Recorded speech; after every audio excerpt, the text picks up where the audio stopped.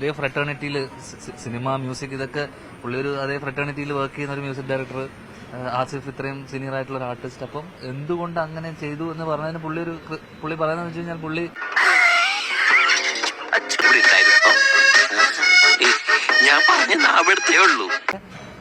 നമ്മളൊരാള് embarrassed ആയി insulted ആയി നിൽക്കുന്ന സമയത്ത് നമുക്ക് വേറൊരാളെ അതേ നാണയത്തിൽ നമുക്ക് വേറൊരാളെ ഇൻസൾട്ട് ചെയ്യാൻ പാടുണ്ടോ? അതല്ല ഉദ്ദേശം.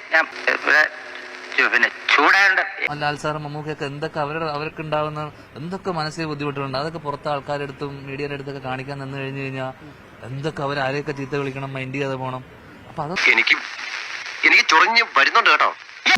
ഇങ്ങനെയുള്ള ഒരു പ്രത്യേകിച്ച് ഒരു പൊതുവേദിയിലൊന്നും ഒരിക്കലും എല്ലാരും കാണല്ലേ. അപ്പൊ കാണുന്ന സമയത്ത് ആസിഫിനെ പോലത്തെ ഒരാളെ ഇങ്ങനെ ഇഗ്നോർ ചെയ്യാം.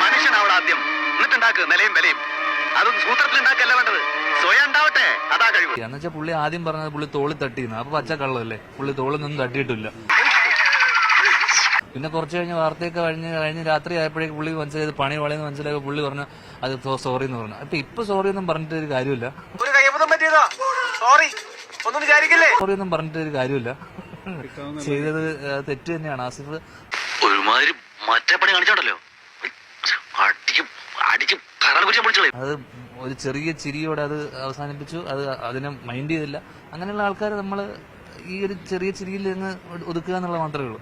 വേലിൽ നീ വായനശാലയിൽ പുസ്തകം വായിച്ചോണ്ടിരുന്ന നിന്റെ കണ്ണി ഞാൻ കുത്തിപ്പൊട്ടിക്കും. ഓ, എന്റെ കയ്യിൽ എസ് മോഡൽ കത്തിയില്ലാതായി. പുള്ളി അതിന് കുറെ സോറിയൊക്കെ പറഞ്ഞു. പക്ഷെ അതെനിക്കൊരു സോറി ആയിട്ട് എനിക്ക് തോന്നി. അത് മനസ്സിൽ നിന്ന് പറഞ്ഞൊരു സോറി ആയിട്ട് തോന്നിയില്ല. ഞാൻ അല്പം ഡീസന്റ് ആയി പോയതുകൊണ്ട് നിന്നെ പോലെ തറയാവാൻ എന്നെ കൊണ്ട് പറ്റില്ല. അതിന്റെ കൂട്ടത്തിൽ നിന്ന് ആസിഫ് അലി ഓടി വരുന്നു. ആസിഫ് അലി എനിക്ക് മൊമെന്റോ തരുന്നു. മൊമെന്റോ ഞാൻ വാങ്ങിക്കുന്നു.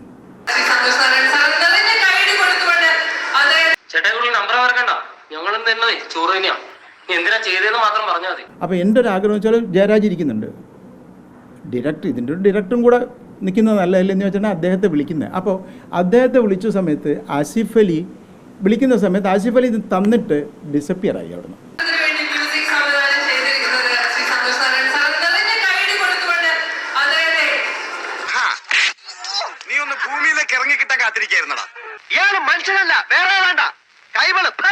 അപ്പൊ എന്റെ ആഗ്രഹം മനസ്സിലുള്ളത് ജയരാജും കൂടെ വരട്ടെ. അപ്പൊ രണ്ടുപേരും വന്നിട്ട് പിന്നെ ആസിഫ് അലിയുമായിട്ട് നമുക്ക് മിങ്കിൾ മിങ്കിൾ ചെയ്യാന്നുള്ള രീതിയിൽ ഞാൻ നമ്മളെത്രയോ പച്ചവെള്ളം ചവച്ചു കുടിക്കണ പഞ്ചപാവം ആസിഫ് അലിക്ക് തോന്നി, അല്ലെങ്കിൽ ആസിഫ് അലി കണ്ടു നിൽക്കുന്ന രീതി തോന്നുന്നത് ഞാൻ ആസിഫ് അലിയെ മൈൻഡ് ചെയ്യാതെ പോയി എന്നാണ്. എന്നിട്ട് ആരെയാണ് നിങ്ങൾ ഈ വെള്ളം പൂശാൻ ശ്രമിക്കുന്നത്? നിങ്ങൾ എത്രയൊക്കെ ശ്രമിച്ചാലും സത്യം മായ്ച്ചുകളെ നിങ്ങൾക്കാവില്ല. ജയരാജ്ക്ക് പോലും എന്നെ വിളിച്ച് സ്റ്റേജിലേക്ക് കയറ്റാൻ തോന്നിയില്ലല്ലോ എന്നൊരു മനസ്സിന്റെ വിഷമം എനിക്കുണ്ടായിരുന്നു. ലോകത്തിലേക്ക് ഏറ്റവും വലിയ അലവലാതിക്കുള്ള ഒളിമ്പിക് സ്വർണം നിനക്ക് കിട്ടുമെന്നായിരുന്നു എന്റെ പ്രതീക്ഷ. പക്ഷെ ഇപ്പൊ മനസ്സിലായി, നിനക്ക് വെള്ളിയേ കിട്ടുള്ളൂ. പുള്ളി ആ രീതിയിൽ മാനസികമായിട്ട് പുള്ളി ഭയങ്കര വിഷമിത്തലായിരുന്നു. അതുകൊണ്ടാണ് പുള്ളി ആസിഫിനെ അല്ലെങ്കിൽ ആസിഫിനെ മൈൻഡ് ചെയ്യാതെ പോയതെന്നാണ് പറയുന്നത്. പക്ഷെ താൻ ഇനി ഇവിടെ കടന്നു ചൊറിഞ്ഞ തന്റെ പിത്ത കവിളിൽ കത്തി കുത്തി ഇറക്കി നാക്കരിഞ്ഞ പട്ടി കെട്ട് കൊടുക്കാൻ അത് ബോധപൂർവമായിരിക്കില്ല, അറിയാതെ പറ്റിപ്പോയതായിരിക്കാം. പല തന്തയ്ക്ക് പറഞ്ഞ പരിപാടി എന്റെ അടുത്ത് കാണിക്കരുത്. അപ്പൊ ആസിഫ് അലി തന്നു. Asif Ali I M so happy. Asif Ali തരുമ്പോൾ എനിക്ക് ഭയങ്കര സന്തോഷമേ ഉള്ളൂ. അപ്പൊ ആസിഫ് അലിയുടെ അടുത്ത് വാങ്ങിച്ചു. ഇത് തന്നു കഴിഞ്ഞ പിന്നെ ഞാൻ ജയരാജ് വിളിച്ചു. ആസിഫ് അലി അവിടെ ഇല്ല പിക്ചറിൽ.